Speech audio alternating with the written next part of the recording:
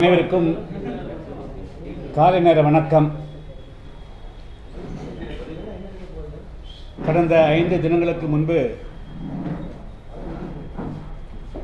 மேற்கு வங்க மாநிலம் கல்கத்தாவில்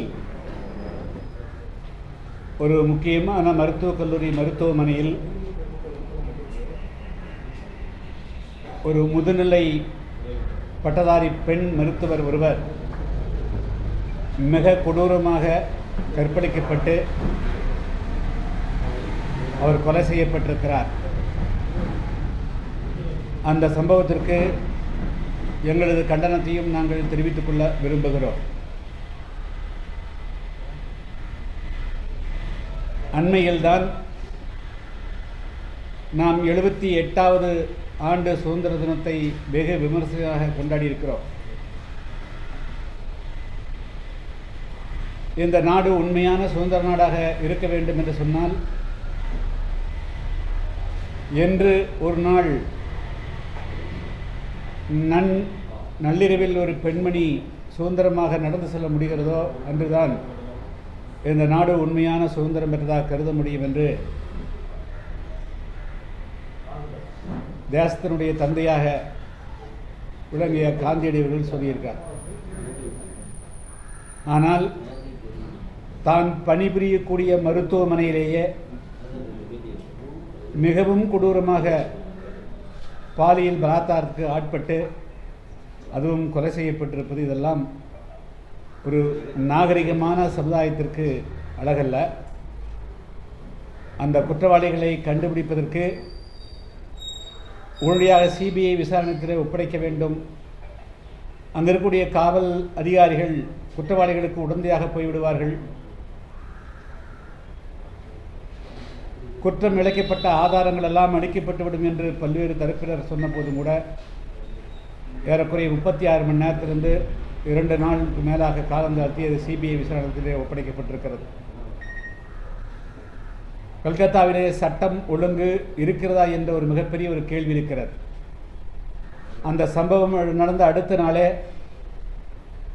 பல்லாயிரக்கணக்கான பேர் திரண்டு வந்து இந்த மருத்துவமனையை தாக்கக்கூடிய சம்பவங்களும் நடக்கின்றது. எனவே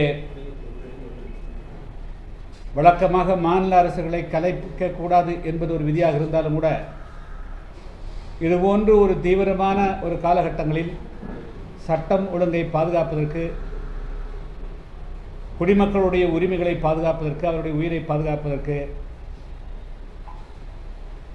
கொஞ்ச காலத்துக்காவது மாநில அரசிடத்தில் இருந்து சட்ட ஒழுங்கை மத்திய அரசு நேரடியாக எடுத்துக்கொள்வதே தவறில்லை என்பது என்னுடைய கருத்தாகும்.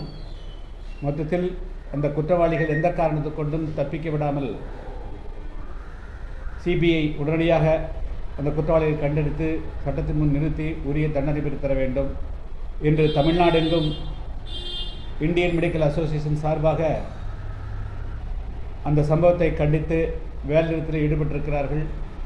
அதில் எங்கள் மருத்துவமனையும் தீவிர சிகிச்சை எதிர்க்கூடிய நோயாளியை தவிர மற்றவர்களுக்கு சிகிச்சை அளிப்பதிலிருந்து விலக்களித்து அந்த போராட்டத்தில் நாங்களும் பங்கு பெறுகிறோம். இது போன்ற சம்பவங்கள் வரக்கூடிய காலகட்டங்களில், எதிர்காலகட்டத்தில் நடைபெறாமல் தடுப்பதற்கு உண்டான விழிப்புணர்வை அனைத்து தரப்பிலையும் ஏற்படுத்த வேண்டும். ஒரு குறிப்பாக சட்ட ஒழுங்கை பாதுகாக்கக்கூடிய காவல்துறை இந்த வழக்குகளில் மனச்சாட்சியோடு நடந்து வழக்குகளை சரியாக நடத்தினால் நிச்சயமாக குற்றம் புரியக்கூடிய ஒரு மனதிலே பயம் ஏற்படும். என்று சொன்னால், கடந்த காலங்களில் நிர்பயா வழக்கில் பெரிய அளவுக்கு குற்றவாளிகள் தண்டிக்கப்பட்டதாக தெரியவில்லை. அதுபோல் இந்த வழக்கிலேயும் நடந்துவிடக்கூடாது என்பது என்னுடைய வேண்டுகோளாகும். எனவே இது மத்திய சிபிஐ இது முழு விசாரணை நடத்தி விரைவில் அந்த குற்றவாளிகளை தண்டிக்க வேண்டும் என்று வேண்டுகோள் வைக்கிறேன். அதேபோல் நாடெங்கும் இப்பொழுது பயிற்சி மருத்துவர்கள், முதுநிலை மருத்துவர்கள் மத்தியில், அதுவும் அரசு மருத்துவமனையில் பயிரக்கூடியவர்களிடத்தில் ஒரு அச்சம் தோன்றியிருக்கிறது. அதை போக்க வேண்டிய பொறுப்பும் மத்திய அரசுகளுக்கும் மாநில அரசுகளுக்கும் இருக்கிறது என்பதை இந்த நேரத்தில் சொல்லிக்கொள்ள விரும்புகிறேன்.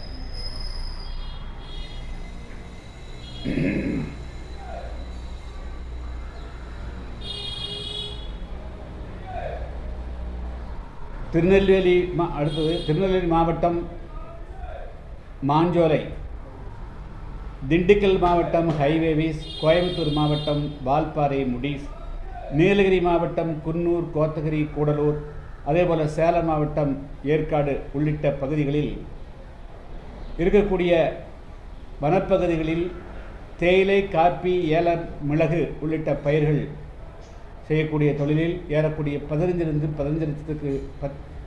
லட்சம் தொழிலாளர்கள் ஈடுபட்டு வருகிறார்கள். இவர்கள் அனைவருமே 1929 வாக்கில் தமிழகத்தினுடைய பல்வேறு மாவட்டங்களிலிருந்து கட்டாயப்படுத்தி, வற்புறுத்தி, அடித்து, உதைத்து அவர்கள் அந்த பகுதிக்கு எடுத்து செல்லப்பட்டார். இப்படித்தான் மாஞ்சோலை, திருநெல்வேலி மாவட்டம் அம்பாசமுத்திரம் தாலுகாவில் கூடிய மாஞ்சோலை பகுதியில் 1929 அங்கே தேயிலை, காப்பி பயிரிடுவதற்காக அருகாமல் இருக்கக்கூடிய திருநெல்வேலி மாவட்டம், தென்காசி, விருதுநகர், அதேபோல் ராமநாதபுரம், தூத்துக்குடி உள்ளிட்ட மாவட்டங்களிலிருந்து 10,000க்கும் மேற்பட்டவர்கள் அங்கே அழைத்து செல்லப்பட்டார். அவர்கள்தான் கொடிய விலங்குகளுடைய அந்த தாக்குதலிலிருந்து பல பேர் உயிரிழந்து, பாம்புக்கடி, தேள்கடி, அட்டைப்பூச்சிகள் இதுபோன்று பல்வேறு விதமான தொல்லைகளுக்கு ஆட்பட்டு அந்த காடுகளை திருத்தி தேயிலையும் காப்பியும் உருவாக்கி அது அந்நிய செலவாணியாக உருவெடுத்தது. அந்த மாஞ்சோலை தேயிலை தோட்டங்கள் 1929ஆம் ஆண்டு BBDC என்று அழைக்கப்படுகிற பாம்பே பர்மா ட்ரேடிங் கார்ப்பரேஷன், அது 1500லிருந்து 1600க்குள்ளாக இந்தியாவுக்குள் முதல் முறையாக நுழைந்த கிழக்கிந்திய கம்பெனிகளிலே ஒரு மிக முக்கியமான கம்பெனி இந்த கம்பெனி. இந்தியாவை அடிமைப்படுத்திய கம்பெனியில் பல கம்பெனிகள் வந்தன. அந்த கிழக்கிந்திய கம்பெனி என்ற ஈஸ்ட் இந்தியன் கார்ப்பரேஷன்களில் இந்த பாம்பே பர்மா ட்ரேடிங் கார்ப்பரேஷன் ஒரு மிக முக்கியமான கம்பெனி. அது வாலஸ் என்பவரால் 1700 அந்த கம்பெனி முதல் முறையாக துவக்கப்பட்டது. இந்த கம்பெனி அதுக்கு பிறகு 1929 இந்த மாஞ்சோலையை 99 குத்தகைக்கு அன்று இருந்த ஜமீன் இடத்திலே அவர்கள் பெற்றார்கள். அதனுடைய குத்தகை 2028 முடிவடைய இருக்கிறது. அங்கு ஏறக்குறைய 6 தலைமுறைகளாக ஆயிரக்கணக்கான தொழிலாளர்கள் அங்கே தங்களுடைய சொந்த பூமியாக கருதி அங்கே அவர்களுக்கு அவருடைய வாழ்விடம், அவருடைய வழிபாட்டு தலங்கள் அங்கே இருக்குது. அதே போல் அவர்களுடைய புதைவிடம் அங்கே இருக்கிறது, பள்ளிக்கூடம் அங்கே இருக்கிறது, எல்லாமே அங்கே இருக்கிறது. அதே போல் அவர்களுடைய பல பேருடைய எண்ணற்றவருடைய பிறப்பிடமே அதான் பிறப்பு சான்றிதழே அங்கே தான் இருக்கிறது. கம்பெனியுடைய குத்தகை முடிந்தவுடன் கம்பெனி போலாமே தவிர அவங்க இருக்கக்கூடிய தொழிலாளர்கள் அவர்கள் 2006ஆம் ஆண்டு வன உரிமை சட்டத்தின்படி அவர்கள் அங்கேயே வாழ்வுரிமை தங்களுடைய காப்பாற்றிக் கொள்வதற்காக உரிமை பெற்றவர். ஆனால் இதை மறுத்துவிட்டு, இதை மறைத்துவிட்டு அவர்களை வெளியேற வேண்டும் என்று அந்த கம்பெனி மூலமாக கம்பெனியை முன்னால் நிறுத்தி தமிழ்நாட்டினுடைய வனத்துறை ஒரு தவறான செயலை செய்து வருகிறார்கள். அவர்கள் அங்கேயே வாழ்ந்து அந்த வனத்தையும் பாதுகாப்பதற்கும் அங்கு இருக்கக்கூடிய வனவிலங்கையும் பாதுகாப்பதற்கு உண்டான கடமைப்பட்டவர்கள். என்று சொன்னால் இந்தியாவில் ஏறக்கூடிய 22.5% மக்கள் இன்னும் காடுகளுக்குள்ளே வாழ். சத்தீஸ்கர் மாநிலத்தில் பெரும்பாலும் 60%க்கு மேற்பட்டவர்கள் காடுகளை வாழ்றாங்க. நார்த் ஈஸ்டில், அதே போல் ஜார்க்கண்டில், இங்கெல்லாம் அது மலையகத்தை சார்ந்த ஸ்டேட்டே மலையகத்தை சேர்ந்தது. இப்போ மேகாலயா, மணிப்பூர், மிசோரம் போன்ற பகுதிகள் எல்லாமே மலையகம்தான் நம்முடைய வாழ்விடம். எனவே அங்கெல்லாம் மக்கள் அங்கே இருந்து, அங்கே யானை இருக்குது, அங்கே நம்முடைய டைகர், புலிகள் அங்கே இருக்கிறது. பெங்கால் டைகருங்கிறதே அஸ்ஸாமு, அந்த கிழக்கு மாநிலங்கள் தான் இருக்கிறது. எனவே அதே போல் இங்கே இருக்கக்கூடிய பகுதிகளில் இப்போ ஆனமலை டைகர் ரிசர்வில் இங்கே எப்படி புலிகள் காப்பகம் இருக்கிறது, அதே போல் தொழிலாளர் இருக்கிறார்களோ அதே போல் அங்கே இருக்கக்கூடிய மாஞ்சோலை தேயிலை தோட்ட தொழிலாளர்களும் அங்கேயே வாழ்ந்து கொண்டு அதே போல் வனத்தையும் பாதுகாத்து அதே போல் அங்கே வனங்களையும் பாதுகாப்பதற்கு உண்டான வாய்ப்பு பெற்றவர்கள், அதை உரிமை பெற்றவர்கள். அவர்கள் அப்படித்தான் இந்த 99 ஆண்டு காலமாக இந்த வனத்தை பாதுகாத்து வருகிறார்கள். ஆனால் அவர்களை கட்டாயப்படுத்தி வெளியேற்றுவதற்கு உண்டான எல்லா முயற்சிகளும் இந்த அரசு ஈடுபடுகிறது. எனவே அதை தடுத்து நிறுத்துவதற்காகத்தான் நான் சென்னை உயர்நீதிமன்றம் மதுரை கிளையிலே வழக்கு தொடர்ந்து கடந்த 6 முறை நடைபெற்ற விசாரணையில் நானே சென்று வாதாடி இருக்கிறேன். வரக்கூடிய 29ஆம் தேதி மீண்டும் அந்த வழக்கு விசாரணைக்கு வருகிறது. என்னுடைய வேண்டுகோள் மிக முக்கிய. இன்று பத்திரிகையாளர்கள் கேட்டுக்கொள்வது, இதில் மாநில அரசு எந்த விதமான கௌரவ பிரச்சனையோடு இதை அடக்கூடாது. அவர்கள் அந்த மலையிலேயே வாழ்ந்து பழக்கப்பட்டு போய்விட்டார்கள். அவர்களால் கீழே வந்து வாழ முடியாது. அவர்கள் அந்த நிலத்தை சொந்தமாக கேட்கவில்லை. அதை பயன்படுத்தி எப்படி தேயிலை காப்பி போடப்பட்டதோ அதே போல் அதை பயன்படுத்தி வாழ்வதற்கு உண்டான அந்த உரிமை மட்டும்தான் கேட்கிறார்.